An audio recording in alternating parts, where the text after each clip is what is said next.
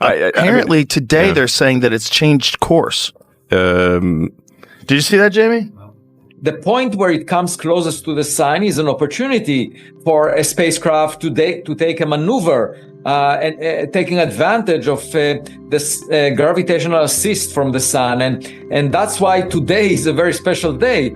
Are you paying attention at all to 3i Atlas? Are you watching the Comet? Yeah, whatever it is.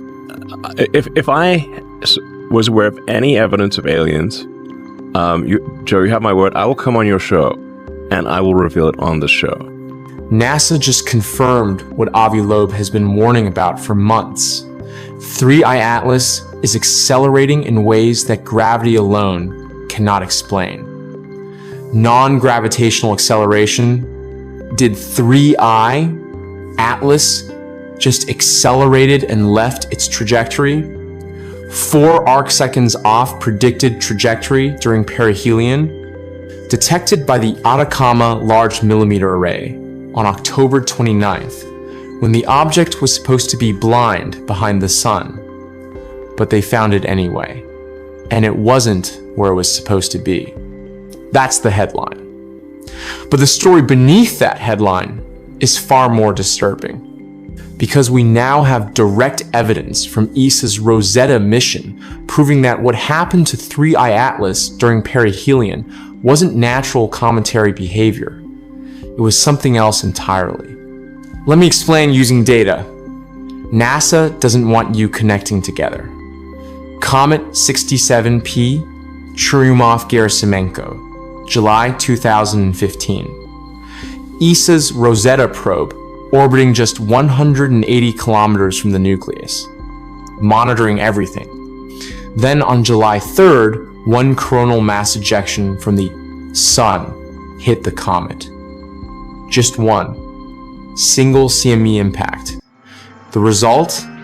Magnetic field strength jumped from 50 nanotesla to 300 nanotesla. 6 times stronger. The comet's electromagnetic shield supercharged from a single solar storm hit. The plasma environment around the nucleus expanded dramatically. The bow shock extended tens of thousands of kilometers into space. 1 CME did that. Now look at what happened to 3i Atlas between October 21st and October 29th. Not 1 CME, not 2. At least 4 to 5 major coronal mass ejections bombarded the object during its approach to perihelion, possibly more. The largest solar storm activity in decades, all concentrated on the far side of the sun, exactly when 3i Atlas was passing through.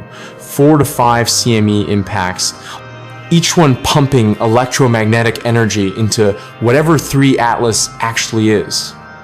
Each one strengthening magnetic fields.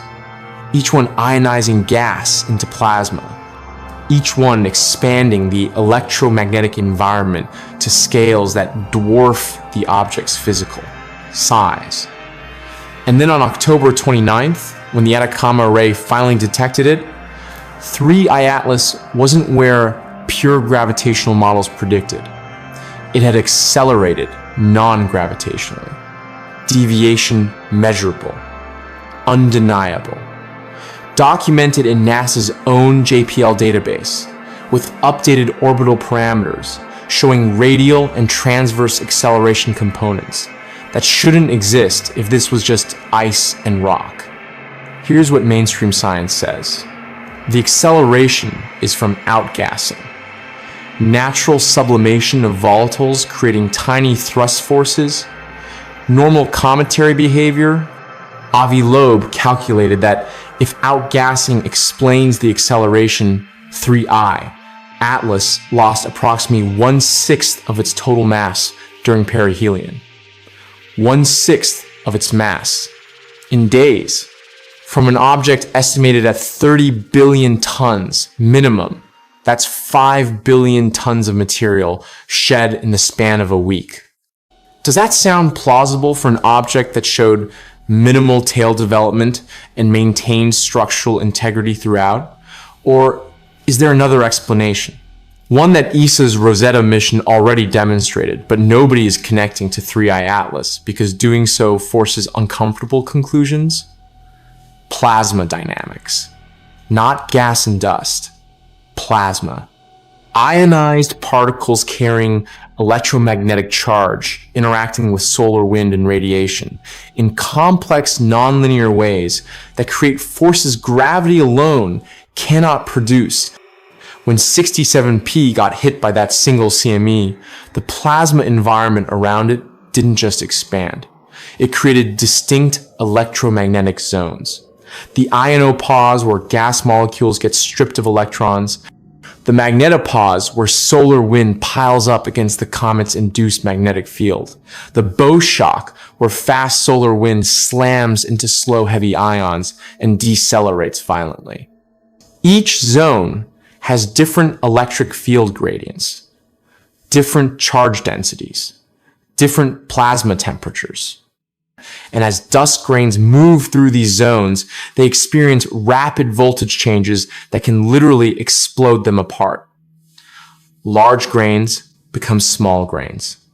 Small grains are less affected by gravity. They expand outward even faster. Runaway effect. Non-linear dynamics. That's what one CME did to a normal solar system comet. Now multiply that by 4 or 5. Now add the fact that 3I Atlas has anomalous nickel-rich composition that conducts electricity better than normal comet ices. Now add extreme photoionization from X-class solar flares that we know hit the object during perihelion.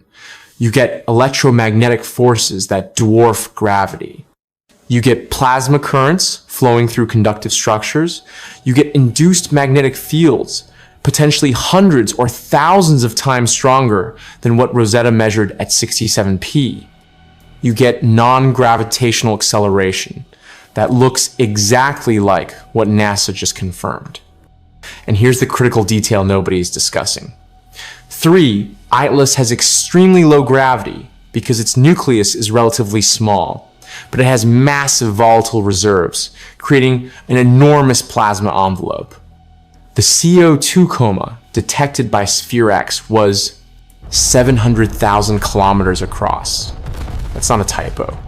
700,000 kilometers of ionized carbon dioxide, creating an electromagnetic bubble that dwarfs Earth's magnetosphere. Low gravity means gas isn't held down. It expands freely, gets ionized by solar radiation, creates plasma. That plasma interacts with solar wind, creating induced magnetic fields that push back against incoming CMEs. The stronger the CME bombardment, the stronger the magnetic shield. The stronger the shield, the more electromagnetic forces acting on the object. It's a feedback loop. And 3, IATLAS just experienced the most intense version of that loop ever observed on an interstellar object. Multiple CME hits during perihelion, creating electromagnetic conditions that conventional models don't account for because conventional models ignore plasma. Stefan Burns, the geophysicist tracking this, pointed out something crucial. Mainstream astronomy refuses to use the word plasma when discussing comets. They say gas and pons, dust, never plasma, even though everything in space is plasma, even though ionization is the dominant process in the solar wind environment. Even though ESA's own Rosetta mission proved plasma dynamics control cometary behavior. Why the resistance? Because acknowledging plasma means acknowledging electromagnetic forces. And acknowledging electromagnetic forces means admitting that objects can accelerate through mechanisms other than rocket engines or gravitational assists, which opens the door to explanations that don't fit comfortable natural models. But the data doesn't care about comfort. The data says 3I Atlas accelerated non-gravitationally during the exact window when it was being hammered by unprecedented CME activity. The data says its magnetic environment was likely supercharged to levels far exceeding what Rosetta measured. The data says plasma dynamics, not simple outgassing, drove that acceleration. And the data says what happens next matters even more than what already happened. November 4th, Venus alignment. 3I Atlas, Venus, and Sun line up. Venus just took multiple CME hits itself. Its ionosphere is charged. If there's any electromagnetic interaction between Venus and the object, we might see additional trajectory deviations. November 17th. The massive sunspot groups that bombarded 3I Atlas during perihelion rotate back into Earth-facing position. If they're still active, if they launch more CMEs, some of those storms could hit the object again as it continues outbound. More electromagnetic pumping, more magnetic field strengthening, more acceleration. December 19th, Earth closest approach at 267 million kilometers. Optimal observation window. Amateur astronomers with plasma physics backgrounds need to be monitoring for any signs of continued electromagnetic activity, brightness fluctuations, spectral anomalies, anything suggesting active systems rather than passive outgassing. January 9th, 2026. The alignment that changes everything. Mars, Venus, Mercury, Sun, Earth, Jupiter, and 3I Atlas, all forming a geometric configuration that points directly back to Sagittarius, back to the constellation the object emerged from, back to the direction of the WOW signal, back to the galactic core. That's not random. That's not coincidence. That's geometry suggesting purpose. Whether natural or artificial, 3I Atlas arrived aligned with the planetary plane, traveled in optimal reconnaissance trajectory, survived extreme CME bombardment that should have destroyed normal comets, accelerated non-gravitationally during perihelion, and will participate in a rare alignment pointing back to its origin exactly when electromagnetic conditions are maximized. Every piece fits the pattern. Every anomaly stacks. Every attempt to explain it naturally requires increasingly contrived physics. At what point does Occam's razor cut the other way? The non-gravitational acceleration is confirmed. The CME bombardment is documented. The plasma dynamics are proven. The January alignment is calculated. What remains is interpretation. Mainstream science will say unusual but natural. Complex plasma effects we don't fully understand. More research needed. Probably just a weird comet. Avi Loeb will say 30-40% probability of artificial origin. Too many anomalies. Too many correlations. Evidence suggesting technological construction.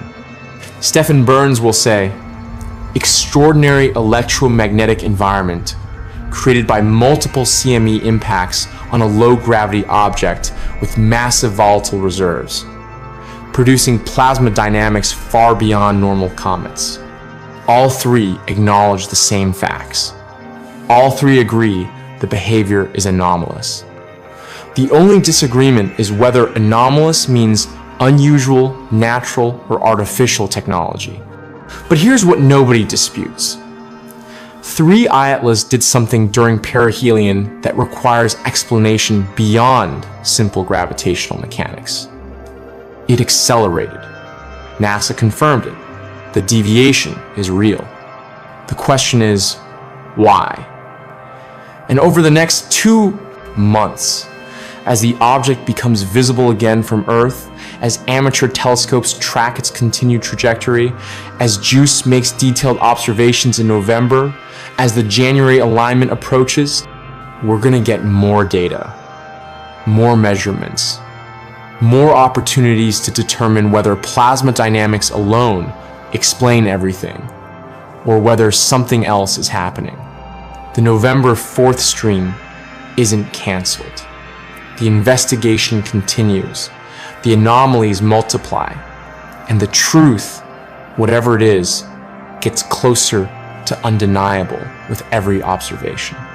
3 IATLAs survived the ultimate stress test. Multiple CME bombardments, extreme electromagnetic conditions, perihelion passage behind the sun, and it emerged intact, accelerating, heading toward an alignment that points back to its origin. Whether that's nature or technology, coincidence or design, random or calculated, the next 2 months provide the observation windows needed to decide.